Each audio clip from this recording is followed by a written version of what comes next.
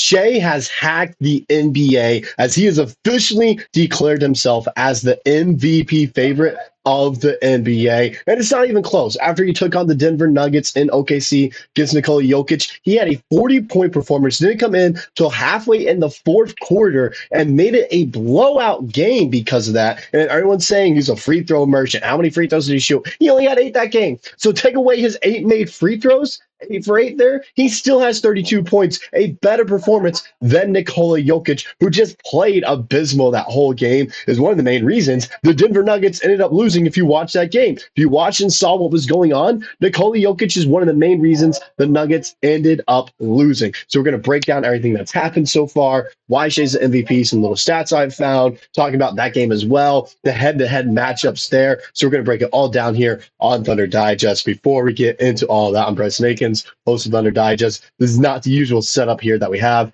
in Florida, playing baseball for a week here. All right, so kind of going to be a little bit of a different setup for the next 3 to 4 videos or so, but still going to be putting out content for you guys as always. So deal with that. All right, I'm sorry. Also, I've Lost and Unbound coming on for a stream this Saturday, so that's going to be awesome. March 15th. Really want you guys to be there, so look forward to that. Also, as always, okay, around let me pull it up here. Let me get it right here. Boom. Around 60% of you guys that are coming back and watching these videos on a regular basis are not subscribed to the channel. I would greatly appreciate it if you guys could just consider hitting that subscribe button and doing it real quick. It's simple, easy, and free to do. With that out of the way, let's go ahead, talk about Jokic's performances, talk about Shai's performance, the head-to-head matchups, some like the historic stats that go into it as well, proving why Shai Gilgeous-Alexander is the MVP. And like I said, it's not close in my opinion. One player plays defense and one player doesn't, all right? Shai Gilgeous-Alexander is probably going to be on an all-defensive team, an all-NBA first team, all right? When's the last time that's happened? I don't know, because it rarely ever happens now in the NBA where you see an all-NBA level guy, especially first team, end up on an all-defensive team. Shai will probably end up maybe on an all-defensive first team, definitely all-defensive second team, but he's going to be on one of those teams. Only guys I can think that do that were Michael Jordan, all right? And he's on that level of Michael Jordan as well when you look at some of the stats, okay? Right here, let me pull it up a little bit closer for you guys. Only 2 players in the last 40 years have recorded 30-plus points in 40-plus games over 3 consecutive seasons. That's Michael Jordan and Shai Gilgeous-Alexander. Michael Jordan, one of the greatest basketball players of all time. He might even be the greatest of all time. It's hard for me to say that because I do think LeBron is the greatest of all time.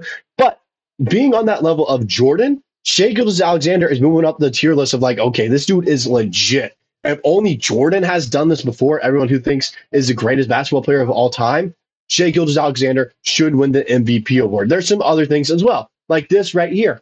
Most consecutive 20-point games since 2000, all right? Kevin Durant, 2015-2016 was 72. Kobe Bryant with 63 from 2005 to 2006. Shai Gilgeous-Alexander, 2024 to 2025, he has 58 consecutive 20-point games this season. 58, and he's still going on and counting. He could surpass Kobe.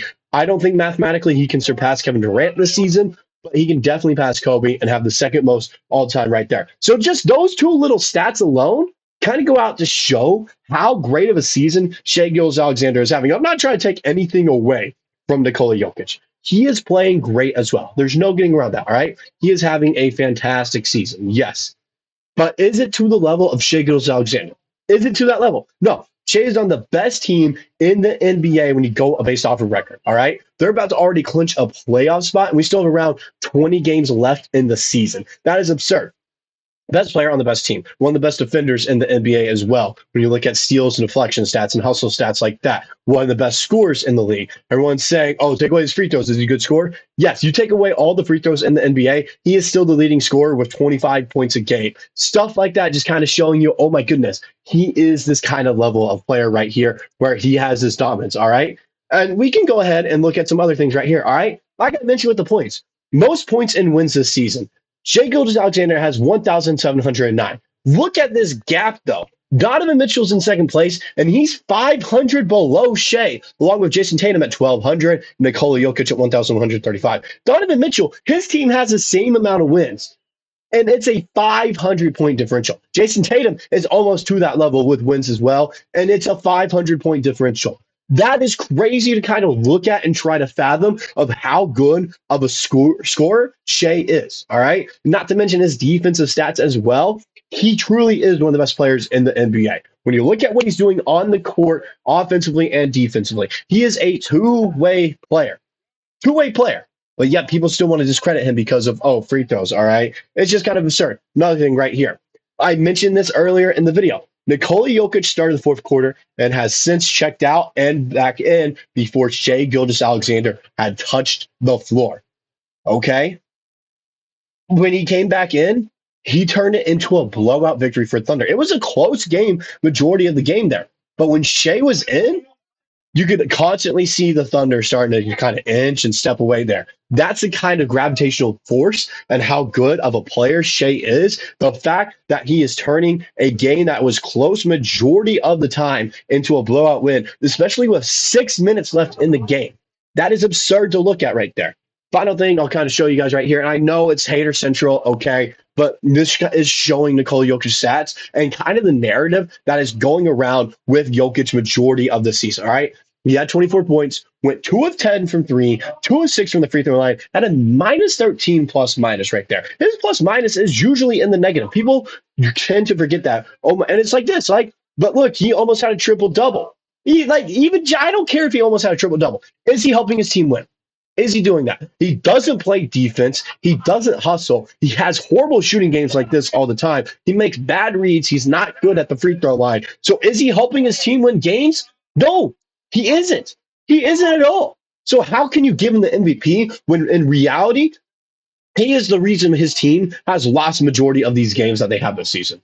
Nikola Jokic doesn't hustle. He doesn't play defense. He doesn't do a lot of these little things that Shai Gilgeous-Alexander does. And it's the reason the Nuggets lose games.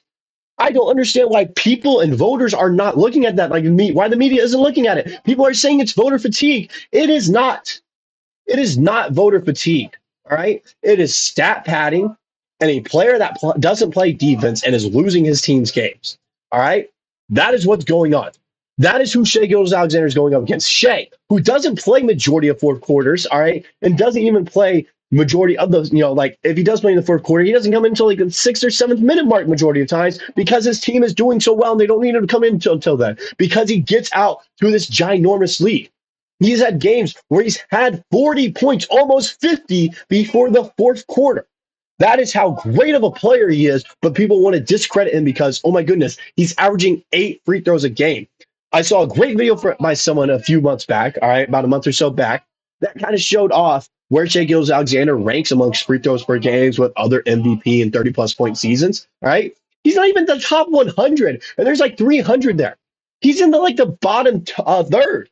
That is he's not shooting as many free throws as people are saying he is. People are thinking he is as close to prime James Harden when it comes to shooting free throws and this so-called foul baiting. First off, great scorers know how to get to the free throw line. They do. Kobe Bryant, Michael Jordan, Kevin Durant, James Harden, all these all-time great scorers knew how to get to the free throw line. It is a skill. So if you're punishing guys for knowing how to get to the line and people having to foul them to try to stop this player, then it just doesn't make sense. Then all those guys shouldn't have won MVP then by that standard. Okay. But Shai Gilgeous-Alexander is doing something historic that we don't ever see. He's going to be all NBA first team and all defensive first team. All right. That should get him the MVP, let alone because Nikola Jokic, he doesn't play defense and there's two sides to basketball. That's all I got for this video. Let me know what you guys personally think. Do you think Shai's going to win MVP? Do you think he's not? Let me know the reasons why. That's all I got. I'll see you guys in the next one.